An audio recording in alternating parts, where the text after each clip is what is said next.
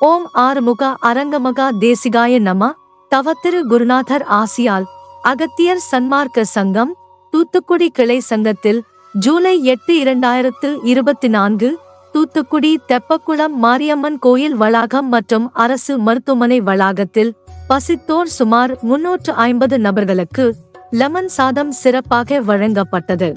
அன்னதானம் வழங்கியவர்கள் திரு ஆ ஸ்ரீனிவாசன் பஹாரேன் மற்றும் Hatsun dairy products general manager திரு ராமச்சந்திரன் மற்றும் திரு ராஜா ஆனந்த் டிரான்ஸ்போர்ட் மற்றும் கீர்த்தி கன்ஸ்ட்ரக்ஷன் ஓனர் திரு மாதவன் திரு செல்வமாரீஸ்வரன் பேங்க் ஆஃப் பரோடா.